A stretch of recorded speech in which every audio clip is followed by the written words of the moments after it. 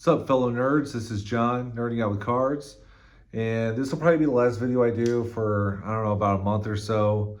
Moving out of the hotel tomorrow, and being on the ship and whatnot. It's just not a very good environment for that. But so I figured I'd just do one more. Yeah, and I was just thinking, like, what am I going to talk about?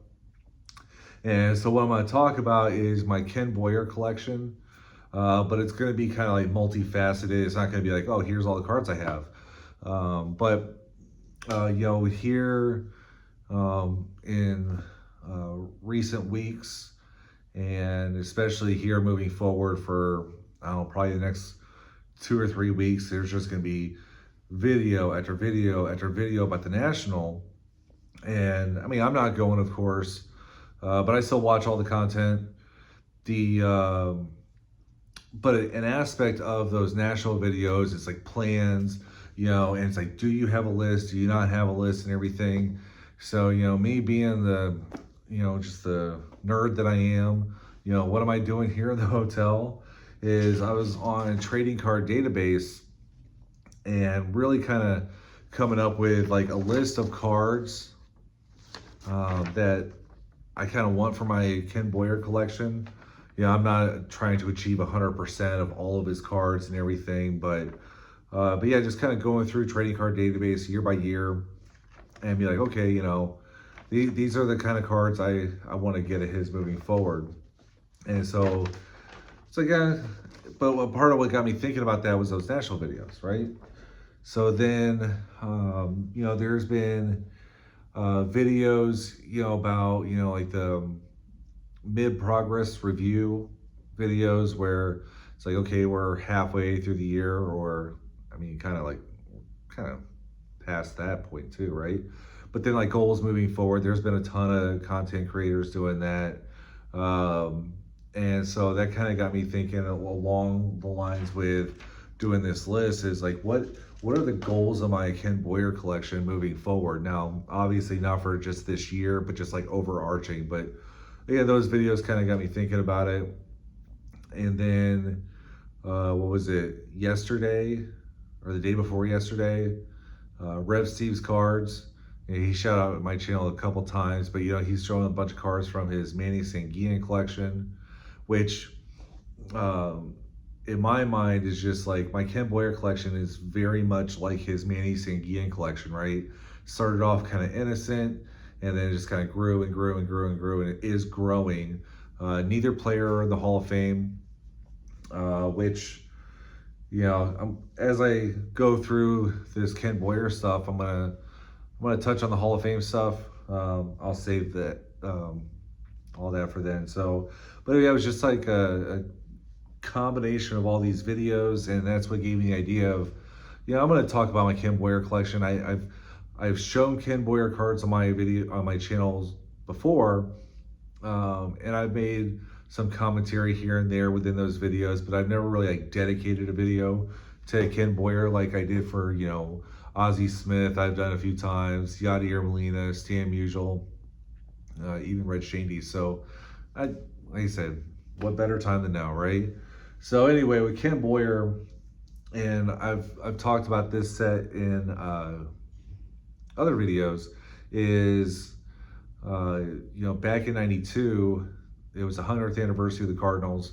The McDonald's was doing, they were selling packs, and my grandfather got a bunch of them for my dad and everything. And that was, like I said, going back to my earliest days of remembering baseball cards. And I really think it was that 100th anniversary celebration, that card set, and then obviously the continued success of the Cardinals, where I think that's why I really gravitate towards the history of the team. And Ken is one of those players I've sought to learn more about, and that's manifested itself in a card collection that has evolved. And like I said, I'll get more into that. But anyway, so the first Ken Boyer card I can remember having is this 100th anniversary McDonald's card made by Pacific. That's the first card I can remember. And I think it's a really cool card, really sweet set. This is very reminiscent of his 57 Topps card as far as like the imagery. You know, the Ozzie Smith one's really sweet image. But you know, when I did my Cardinals Team Hall of Fame museum collection, like what was the spark for that? Well, it was Ken Boyer, and I talked about it then. And you know, when I target the first Topps Cardinals card for that collection scope, you know, it was none other than his 55 Topps. Now, this is obviously not the copy for that collection. This is for my Ken Boyer collection. But yeah, his Topps rookie card. So, but then as time went on, it was just like, you know, there's all the Hall of Fame discussions, right? You know, it's like, should he, shouldn't be, all these things. And I get caught up into that, or I have gotten caught up into that. And it was just one of those times that he was on the Veterans Committee, Errors Committee, what have you. And I said, I watch all these videos, read all these articles, and it's just like, yeah, you know, Ken Boyer should be in the Hall of Fame. And so what I did was I was like, I want to have a Ken Boyer collection. And the way I defined it at that time was I wanted cards which spoke to how great of a player he was, and then also really kind of encompassed his career as a whole, right? With the exception of the Mets, Dodgers, and White Sox years. I don't have any cards of him yet in those years, and I'm not really targeting those, but it is what it is. So, you know, with that, it was just like, well, he, what was it, 11-time All-Star, although, yes, I do understand that he, you know, some of those years, they had 2 All-Star games in those years, but, so I'm like, okay, well, I want to get an All-Star card. And so, like, this was the one that I targeted at that time. You know, was it 59? And I just think it's just a really cool looking card. So there was that. And then he's on a lot of league leaders cards. And my joke at the time was I was collecting Hall of Famers and then accidentally accumulated a Ken Boyer collection, which makes you wonder, should he be in the Hall of Fame? But, you know, you got this home run leaders card with Hank Aaron, Eddie Matthews, and Ernie Banks. And lo and behold, Ken Boyer's on there. My personal favorite, Veda Pinson, Wally Moon, and then the great Roberto Clemente with Ken Boyer from the 62 set. From the 64 set, you got Hank Aaron and Bill White on there. 65 set, you got Ron Santo and Willie Mays. I've shown this obviously a handful of times already. And like I said, those are league leaders cards. So, you know, he's an all-star. He's statistically great. And then, you know, an epic moment in the World Series. You know, I talked about this where, you know, he hit this grand slam that proved to be the game-winning hit within a series that went 7 games. Without that grand slam, you know, maybe the Cardinals don't win the World Series. Epic moment, right? Showed this in a recent video, but you know, this is the first card that commemorated his 1964 Most Valuable Player Award. So again, he's an award-winning third baseman because they don't have any Gold Glove cards, unfortunately. But you know, again, reading his biography, you know, one of his big career goals was becoming a manager. So I got his first manager card. Again, because encompassing his whole career. This one happened to be a slab, so it's at the bottom of the stack, sorry. But again, multiplayer cards, all-star card. Here's him with the Mick. Huh, you know, it's like, he's obviously a great player if that's who they chose to put on a card with Mickey Mantle. Of all the players in baseball, they chose him. You know, they weren't going to put some scrub on there, you know what I mean? So, and the idea at that time was you got 9 cards right here, and they were all to fill out a page, you know, so it kind of worked out perfect for that. And, you know, since taking them out of the binder, they go into these. And So now, before I kind of go on any further, it's just like, Ken Boyer and his Hall of Fame candidacy. It's, yeah, I don't pull this card out because it's got all his final stats on there, but, he had, over 2,000 hits. And let's start off with that third base is extremely underrepresented within the Hall of Fame. There's the Eddie Matthews, the Mike Schmidts, and the George Bretts, Brooks Robinsons. So what does that mean? There's only going to be, 4 Hall of Famers for third base?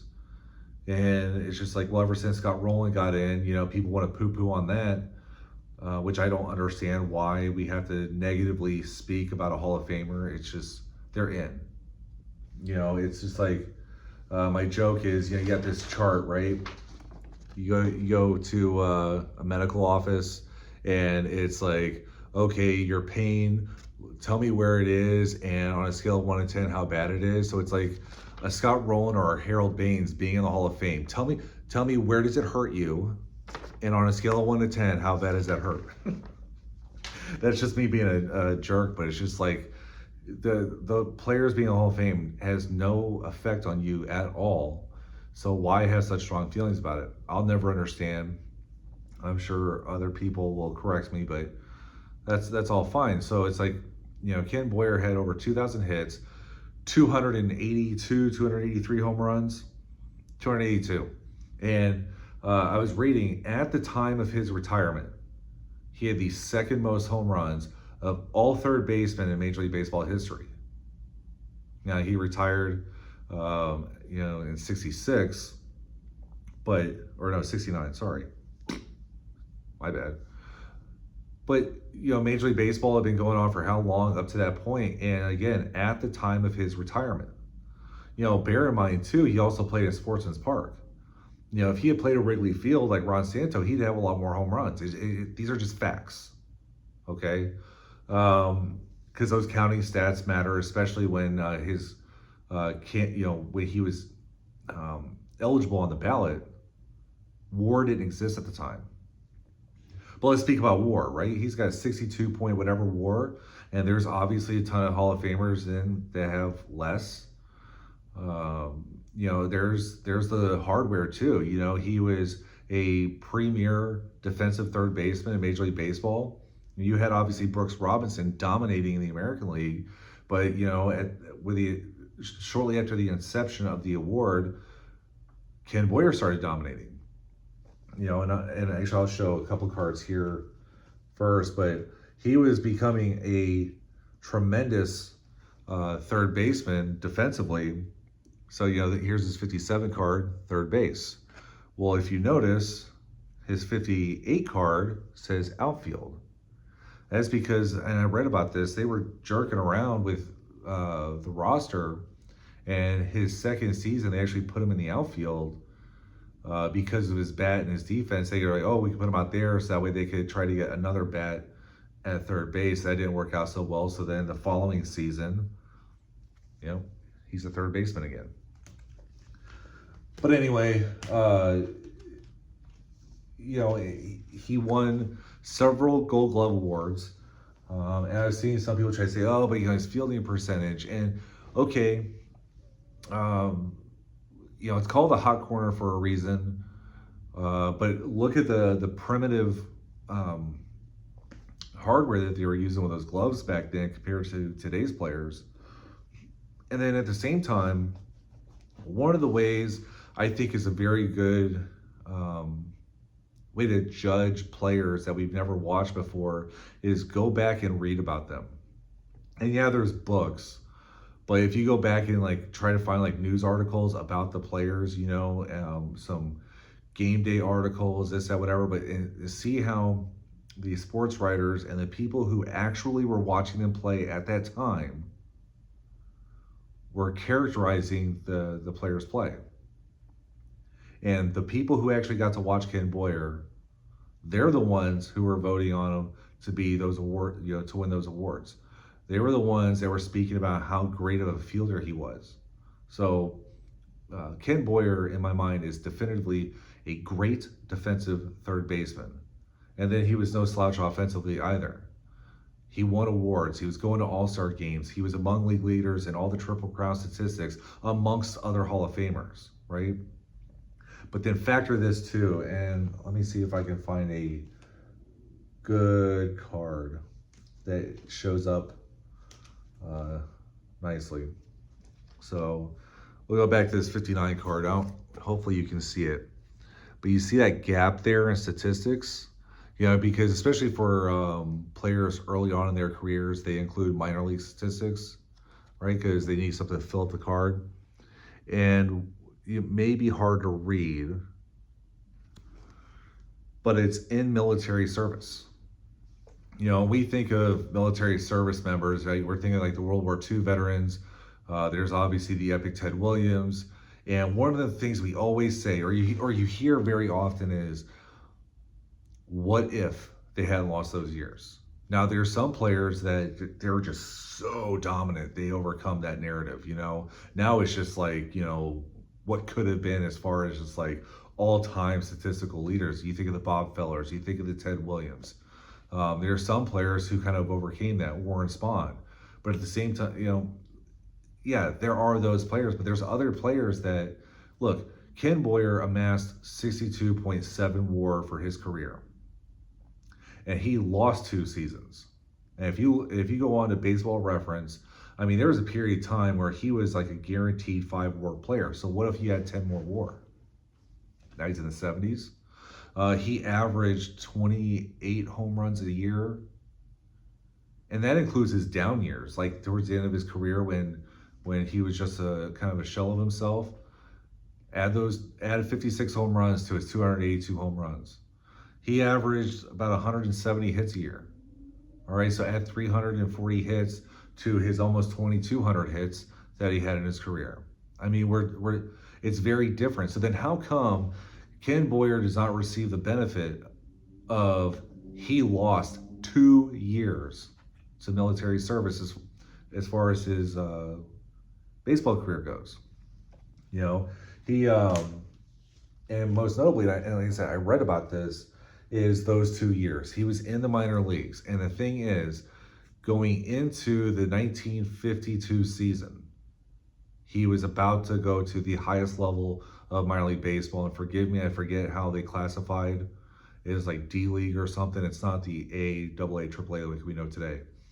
And so it was like the D League or something. That's what he was about to go into. So the way he had been performing in the minor leagues up to that point, lost 2 years, and then dominated the D League when he came back, it is reasonable to assume, in my mind, that the 1953 season would have been his rookie season. And how cool would that have been for baseball card collectors, right? Ken Boyer's rookie card being from the 53 set as compared to the 55 set. And I only say that because of that bunting pose that he decided to put on his 55 card. But, you know, the 53 set is just epic.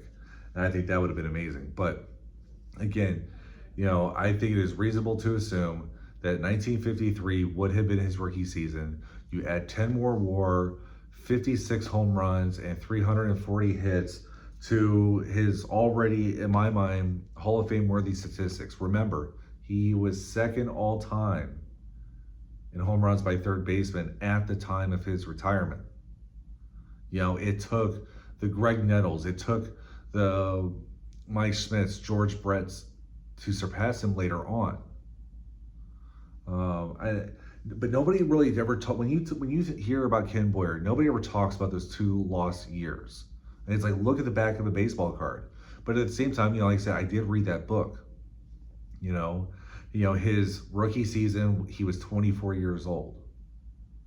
And that's a little bit older than you would expect. He would have been 22. He would have had 2 more prime seasons. So those average of 28 home runs and 170 hits, he could have actually had more because we're talking about prime years, you know? So it's like, I really, really think that Ken Boyer should be in the Hall of Fame. And I got passionate about this. I've since softened, you know, because I think I'm just coming to grips with reality. I just don't think they're going to appreciate him. I just don't think he's going to get in at this point in time. anytime I show a Ken Boyer card or talk about Ken Boyer, there's people in the comments, he should be in the Hall of Fame, he should be in the Hall of Fame, he should be in the Hall of Fame. Yeah, I agree with you, you know? I mean, hell, the Cardinals retired his number. He's in their Hall of Fame. He's the only retired number of somebody who's not in the Hall of Fame, which is their standard. You know, it really is a shame, and I don't know how those committees work, but they really need to get somebody in that room who cares or something, because this is ridiculous. You know, there's players who are getting in ahead of him. Like, I think that Ken Boyer should have been in the Hall of Fame before Ted Simmons. That is for sure. For sure. You know, but it's not how it's happened, right? And now it gets to a point in time where it's like, you know, you heard me talk about, I value team Hall of Fames over the Major League Baseball Hall of Fame, largely because of this.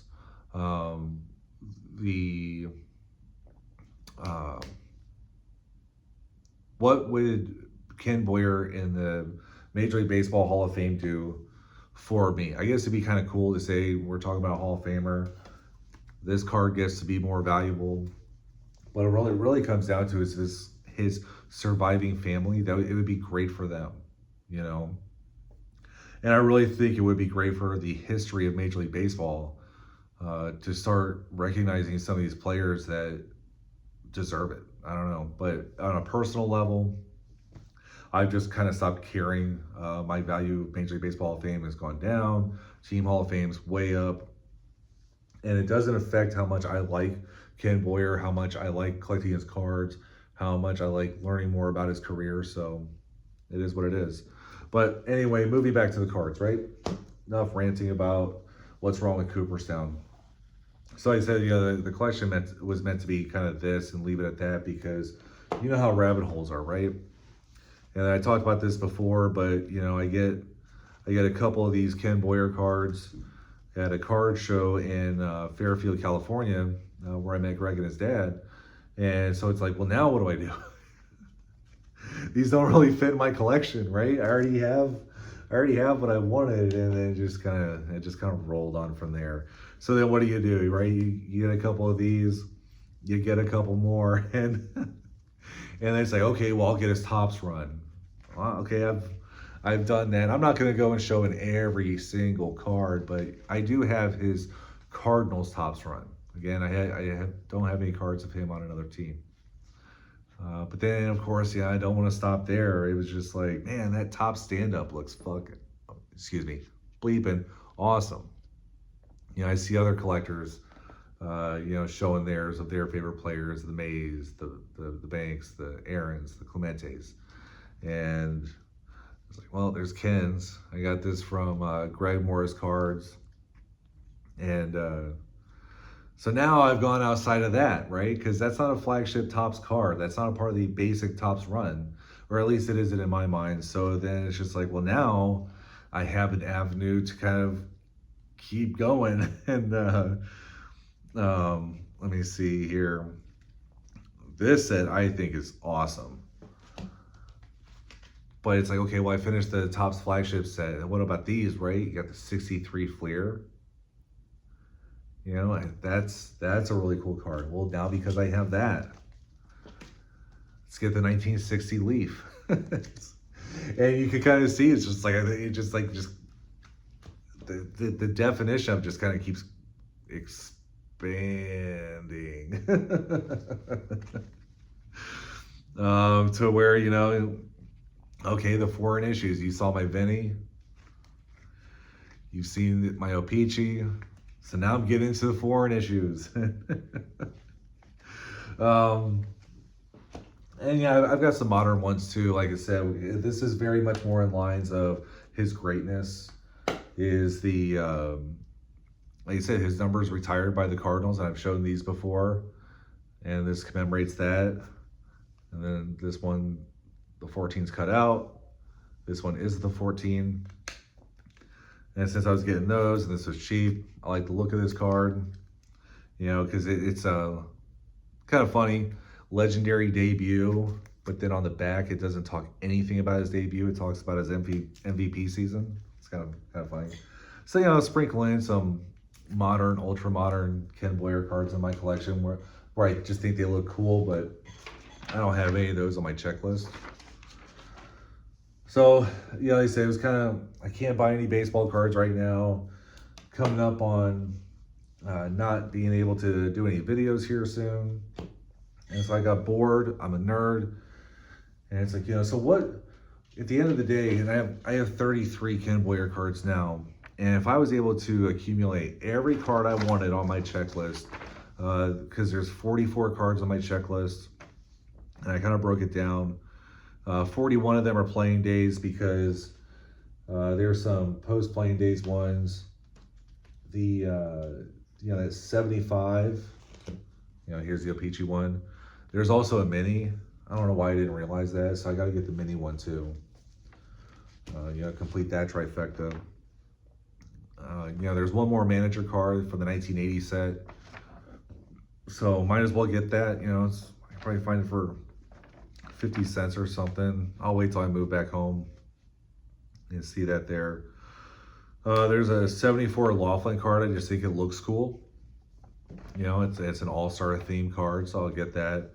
But beyond that, there's I broke it down. There's 41 playing days cards, 44 total, but there's 15 food issue cards, and I think that's the next route that I want to start up with Ken Boyer. Between the Post Canadian, Jello, there's some hot dog cards, and then the bazookas. But I'm having a hard time even finding bazookas for listings.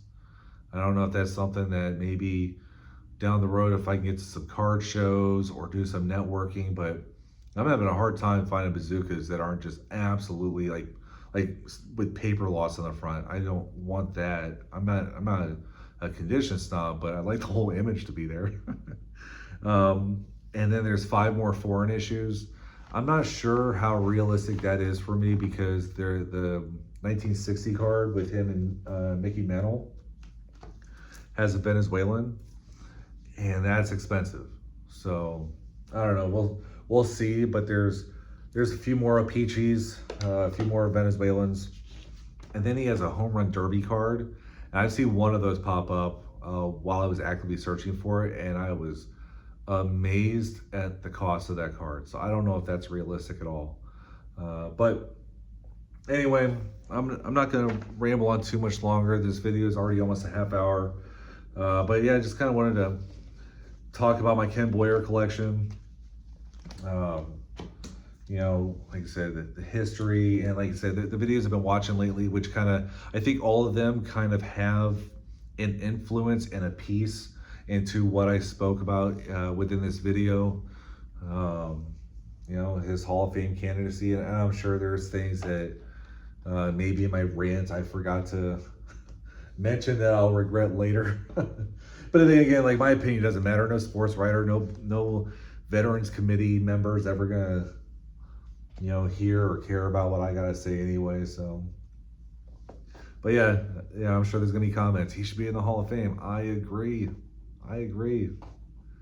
I'm just not letting the is he or isn't he affect my enjoyment with his history and card collecting. So anyway, with all that being said, I hope you all enjoy this, and y'all keep coming out with some great videos. At least I'll be able to watch y'all's videos for the next month or more before I can start making some more of my own. So y'all have a good one.